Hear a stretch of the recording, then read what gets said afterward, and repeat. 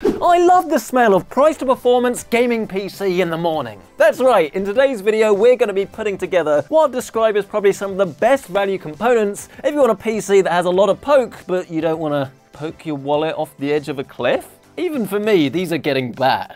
As always, we've grabbed some of the latest and greatest components, including the brand new Ryzen 7700 CPU, this pretty epic little case from Cooler Master, and we'll be showing you how to put everything together, what's hot and what's not, and of course show you those all-important gameplay benchmark numbers so you know exactly how this thing performs. So let's show you some value, shall we, and get our build on, right after a short word from this video's sponsor. Corsair Murals is the ultimate way to get the RGB setups of your dreams. With Murals, you can sync together your Corsair components and peripherals for a truly show-stopping display, but now you can even integrate with both Philips Hue and Nanoleaf. You can create different effects based on colors, audio, or even your gameplay thanks to monitor capture. The end result is crazy. Download Corsair iQ for free and get started with Murals today.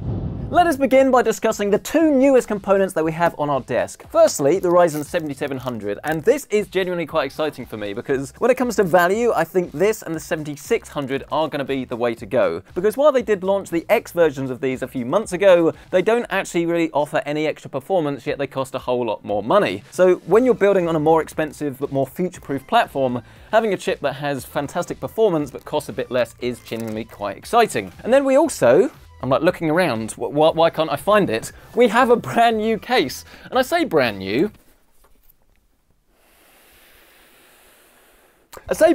This is actually a V2 version of Cooler Master's very popular TD500 mesh. And I think this is one of the best looking cases you can get on the market. I used this ages ago actually when the 3080 launched, and I think my main, not problem with it, but the thing I didn't like about it was that the cable management with all of the different fans and RGB was a bit meh, and actually the build quality wasn't the absolute best. So I'm hoping that things have changed a little bit with this, but this is pretty much like a rival to something like Corsair's 4000D, which for the money offers pretty much the best price performance for a pretty cool looking chassis, but this one actually comes with RGB fans as standard, which arguably makes it even better value than the ones from Corsair. And then while not strictly speaking the newest component that we have here today, this has also piqued my interest, because when we recently did our graphics card buyer's guide, we looked strictly speaking at value, and this is one of the ones that actually came out on top when it comes to some more of the higher end cards that do offer better price to performance. Like the Nvidia cards in some instances will be better, things like DLSS for instance, but you can't argue that if you can get this for about £50 less,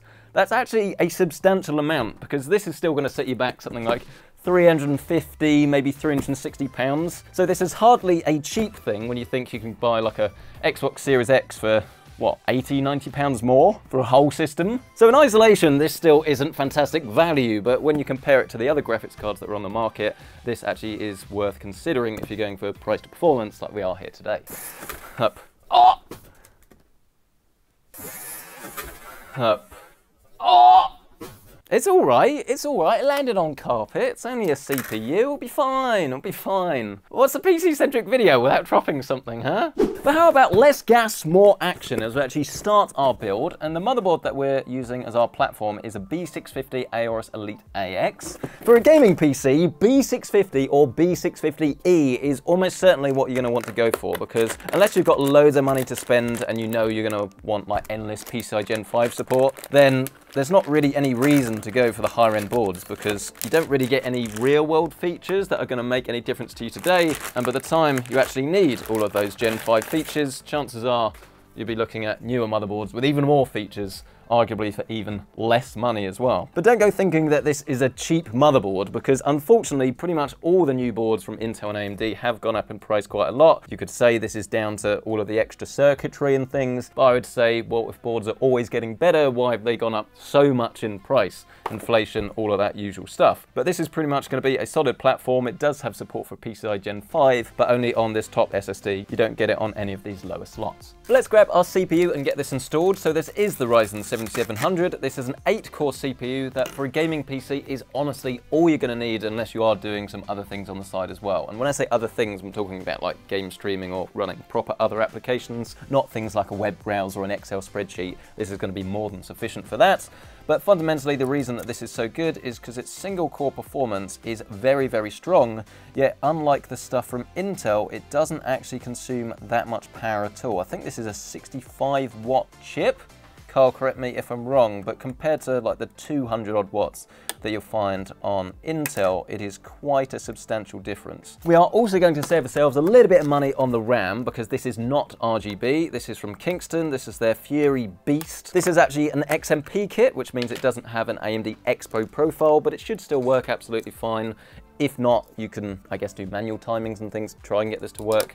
But if you can, for this very reason, get hold of an Expo kit, I would actually recommend it because it should work a whole lot better with AMD boards. And it doesn't guarantee compatibility, but it should increase your chances. But realistically, I've only actually seen issues with RAM kits that run at really high speeds. I think this one runs at 5200 megahertz. That isn't the fastest, but you're not paying for speed that you're not really going to be able to take full advantage of at the moment. Oh, can I play my favourite game and actually get this through the ring light?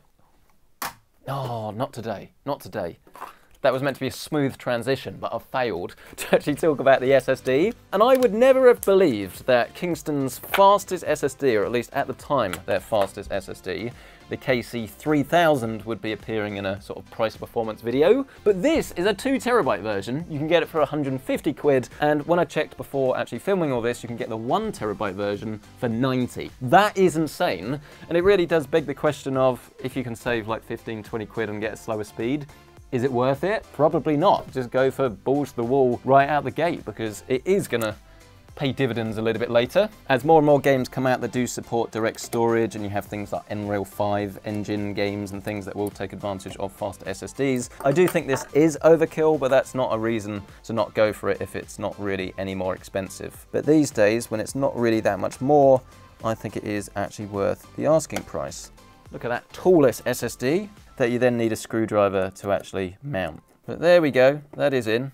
We can now take this opportunity to pick up our cooler and get this installed. I'm going for air just because, again, the value is just so much better. And to be honest, I'm so bored of bloody radiators and every single build. I know they look good, but when you can get hold of a cooler like this that looks just as much the business, does it really matter? This isn't huge, so it's not gonna like take over your whole motherboard. You still have RGB look, so it is gonna illuminate and look very pretty. And you can find this for around about 40-ish, maybe 45 pounds, depending on where and when you get it from. This is one from Be Quiet, and to be honest, the main reason I've gone for this rather than the Cooler Master one that would match this, I guess, slightly better, is because you need like an upgrade kit for AM5, whereas this will actually mount with the AM4 method that uses the existing structure, I suppose, the existing screws, so you don't need to worry about getting any extra upgrade kits. This is what I like to call my big bag of scary stuff, but actually installing this is very, very easy. It's a doddle. So we just remove the fan from the cooler, like so. We then unscrew the default AM5 mounting hardware. Let's grab these little plastic tubes that need to go on these 4 corners and just place them down, just like that. Grab the AMD mounting brackets and just gently place them on top. Screw them down with the long screws. If you're buying this cooler brand new, then you would have some thermal paste either pre-applied or inside the box, but as I'm reusing this for probably like the 5th time, I do need to add some more. It's always worth having a tube around in case you need to do this. It only costs you about 5-6 quid. Oh, this tube's almost out, look. Let's top this up with just a tiny bit more. There you go. That looks quite a lot, but I assure you it's not. Then we can pick up and grab the cooler and just gently line this up with the CPU. Pick up this little metal bar and just lay this over the top of the cooler. Then get these little hex screws, fit this into position, do a little bit of pressure on one side and then move back to the other, just so you're not straining anything. Then you can pick up your fan again and gently lay this against the cooler. I'm not a huge fan of this mechanism because the pins keep coming out. It's probably easier to do one of these little coat hangers one at a time. Just line it up with the top and then let it just clips on this side like this. The only other thing you need to do are to grab the RGB and the fan cables. The fan plugs into this little grey CPU header at the top, and then this little RGB cable just connects to this header on the top right of the board before you can do a little bit of cable management. Tuck it under the fan. And then you should have your completed motherboard combination. It looks pretty nice, doesn't it? I always get comments from people that say they don't like the look of air coolers, but I think when they're small and discreet enough, I do think they look very good. And remember, the fundamental difference between this and an Intel system is that you don't need masses and masses of cooling because this is only a lower powered chip. So something like this is actually going to be sufficient, cool, quiet, all-round friendly gaming system without the cost and expense of having like masses of cooling. But I think now comes the time to actually have a closer look at our chassis, the TD500 Mesh V2. And right off the bat, I am disappointed. Do you want to know why? Because this is not a captive thumb screw. 0 out of 10, don't buy. I joke, but seriously, Cooler Master, like, why? Surely it's like no extra expense, and if it is, it's like genuine pennies. As for the other side, it is exactly the same. Oh no, it's not. This side does actually have captive thumb screws. That's even more bizarre. Is it just, it slides off.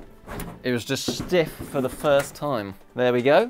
Have a look inside. Actually, this is a little bit on the flimsier side. Doesn't make any difference, but there's no like acoustic treatment or proper strength and rigidity there. I do like this, a proper full RGB hub.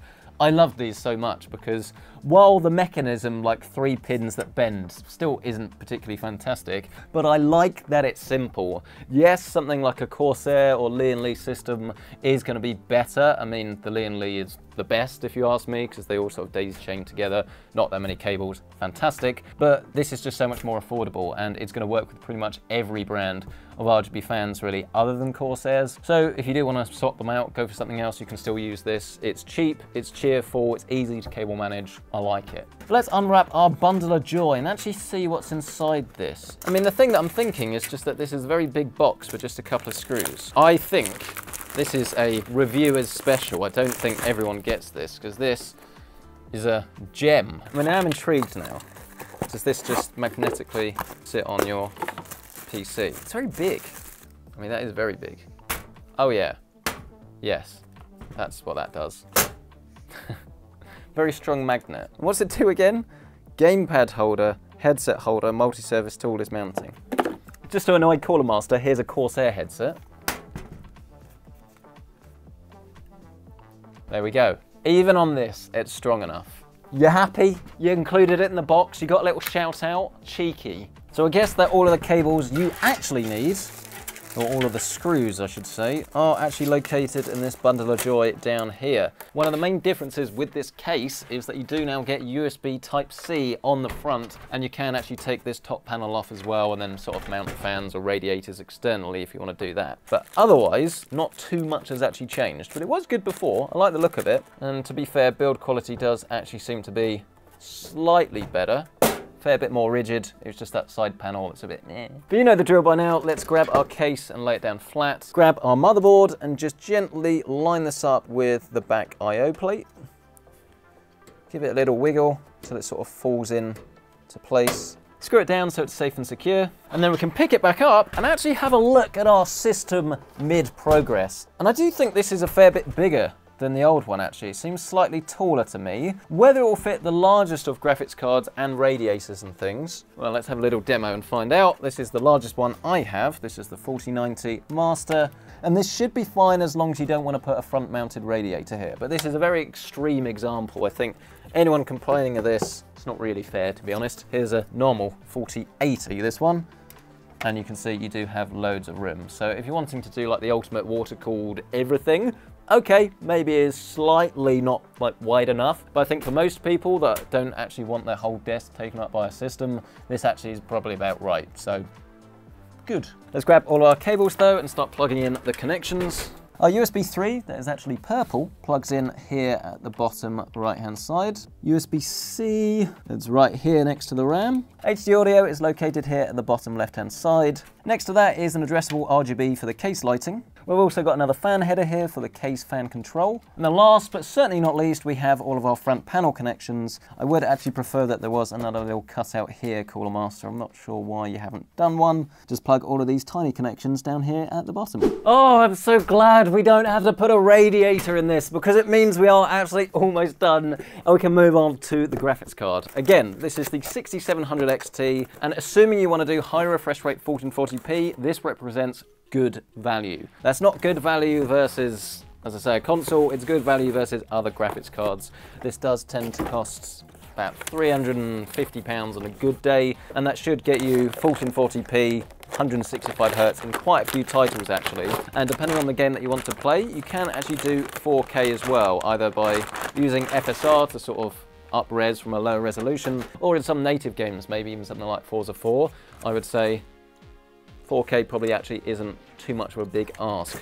Let's remove the top 2 slots so we can get this installed. We do have proper PCIe covers, but they're not thumb screws, so they're slightly harder to screw in. But again, very nitpicky. Am I being too harsh today? I don't know. I think it's just because this is otherwise a very good case, and I do just want to let you know the sort of things that you not miss out on, but the compromises you make by saving that like extra 20 quid versus going for like a Corsair and adding fans. But that is in. Let's give it a little screw home. And now you can see, as long as you're happy with this little silver accent down the bottom, it does fit very nicely into our rig. And you can see you've got so much space here, which is why I say the review that I saw online of this case, and one of the complaints was it's not quite wide enough, I think is very harsh. Cool. But that is in, which means we just need our power supply and then we are good to go. I think it's nice spacing in this because don't forget, the more space you have, the more air you sort of have to move around, and you're going to have to worry less about thermals. I don't think you're going to have to stress about that at all in here, especially with the 3 fans on the front. The only thing that might be worth doing is to actually put another fan at the back, and fortunately for you guys, we do have one. This is a Sickle Flow 120 ARGB, and this will just connect and daisy chain into the connection we have at the back. I mean, it's probably worth actually plugging in the RGB from this fan into the connections as well, unless you want it to be different. So we just pop this in at the top, use the screws that come in the box to fit this down, feed the cable around the back. Oh, and then we've got to hope that we have enough length on this that we don't. Why? Why, Cooler Master? They're too short. Do I have an extension cable? Yes, I think we do. I think we're good. But yeah, Cooler Master, serious marks down for that. I don't know what you were thinking there. But with that mild annoyance out the way, the only thing left to do is to install our power supply. And this is not old, but it's not the most current one. This is the MWE 650 Gold V2, and this should be more affordable than some of the newer offerings that do come with PCI Gen 5 cables as standard. Depends on the price difference, and you don't necessarily need it here, so I would say save the money and grab this. But if you are looking to upgrade in the future and you think you might go for an NVIDIA card, then obviously that is worth bearing in mind. Let's turn this round and drop this into place. Hopefully I don't need to remove that HD audio connection. That I don't. Screw this into place. Plug in the SATA connection down the bottom for the case lighting and the RGB controller. Then you've got the big ATX on the right hand side, the graphics card, 2 8-pins, and then our CPU 8-pin at the top right hand corner. Do note that there is an extra 4-pin next to it, but with this CPU you don't really need to use it. If you want it to look as neat as possible, then that's absolutely fine, but this is for power delivery over 150 watts, and you're just not going to be getting that with this CPU. Okay, I think we are just about there. This is our finalized system. Needs a little bit more cable management. I would also love to have a cutout here because it's quite annoying having this cable dangling along the side. You could potentially come underneath, but it's a little bit too long for my liking, so I don't think it's going to look perfect either way. But otherwise, I do actually like this chassis. I don't really have any major problems with it. I know I've been calling things out, but that is all very nitpicky. You've got lovely fans on the front here. As long as you can tune them to be pretty nice and quiet, all good with me.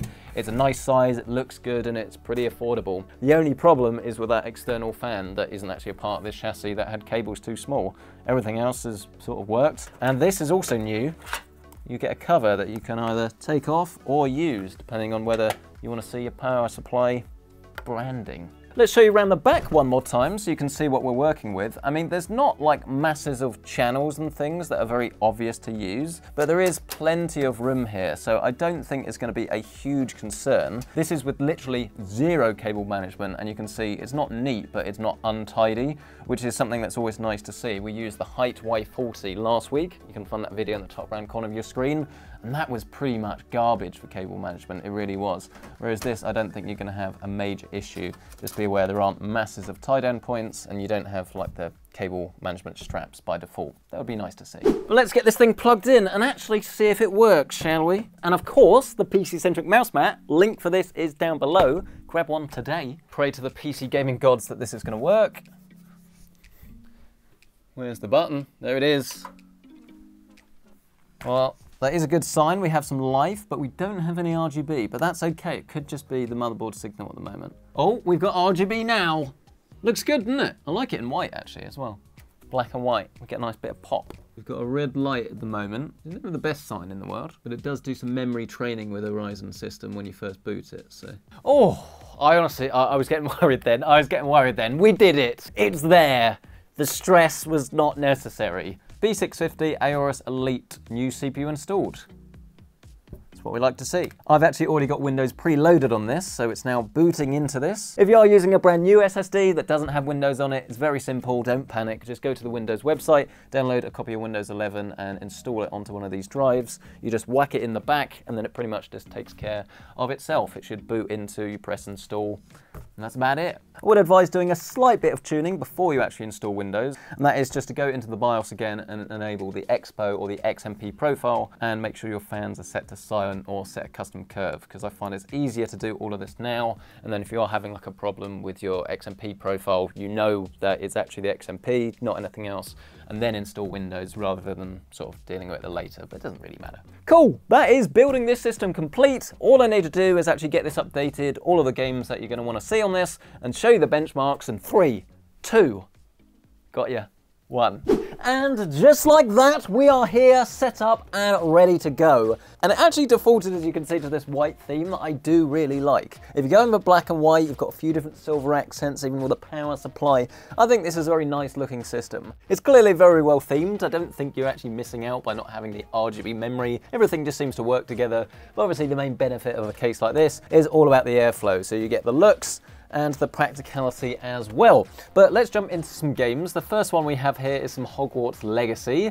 This is running, I suppose, at the start of the game, but obviously in one of the more demanding areas. This is the outside area with the castle itself, and you can see running at about 1440p. This is actually running at 4K, but it's using FSR 2.0 at the quality mode, so it's rendering at 1440p and upscaling it. And you can see it's doing a very good job. I mean, is anyone really going to complain about this sort of frame rate? Around about 75, 80 frames a second or so, and you'd like to think most of the games should be this or actually a little bit higher. Let's show you the options menu for a second though. Here we've got FSR 2 set to quality as discussed, but we actually do have this set to high, not ultra. So let's see what happens when we up the settings a little bit. Come back out of the game. I'm guessing we're probably going to be about 50-ish, 55 now. And we are a little bit more than that actually, pretty much a bang on perfect 60 frames a second. You will probably get a few dips. So if you're running this at a 60 Hz display with VSync, then you might get a few stutters from here and there. But ultimately, if you have like a FreeSync Premium Pro monitor or something like that, then you should have a very smooth experience. It's not the absolute best you can get. This isn't 1440p, 165 Hz, but obviously it's a very good looking game and you can sort of customize it really to your heart's content. And don't forget this is running at 4K. If we do turn this down a little bit by tweaking it to FSR balanced, you can see this is running at just over 1080p now, and in theory, we should see much higher frames a second. Yeah, around about 70 frames a second or so now. So this is probably how most people want to play if you're playing on like a TV or something. But I will say that NVIDIA DLSS is still clearly better than FSR, because this definitely looks a fair bit softer. I mean, maybe that's a bit harsh. It looks softer, not a fair bit softer, than it would with DLSS. Especially at 4K, you can run like DLSS performance and it still looks really good. Whereas anything less than quality, you can start to notice a little bit of degradation in outright quality, but it's still very sharp, it's still very good, and overall, for this game, it's a winner. Let us put our side panel on though, and actually do ourselves a bit of a peel. I've been looking forward to this, because it does look a little bit odd with all of this on when you've got these sort of fake cracks on the glass, but here we go. Are you ready?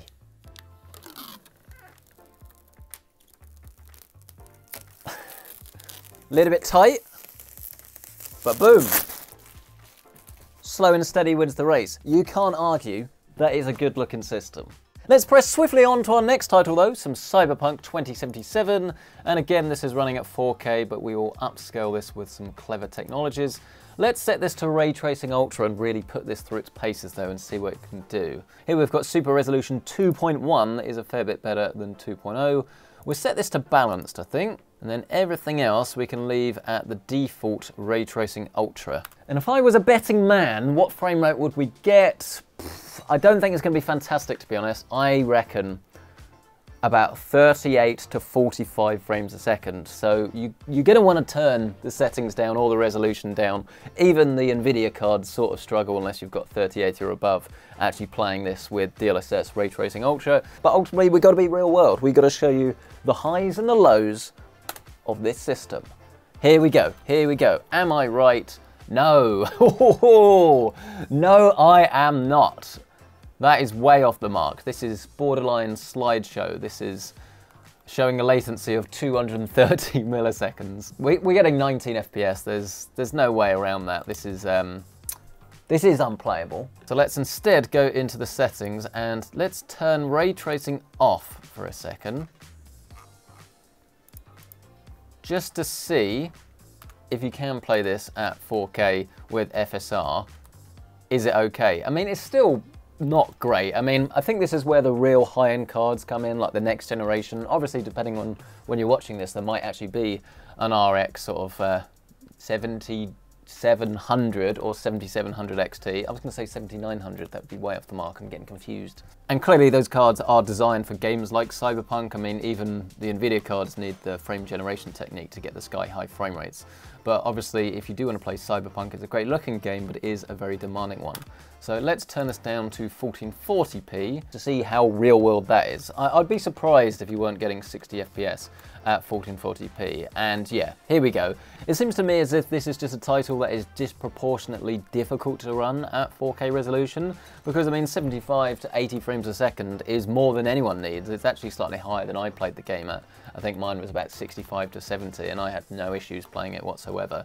So clearly, if you do want to play Cyberpunk, you are going to have to turn some of those settings down.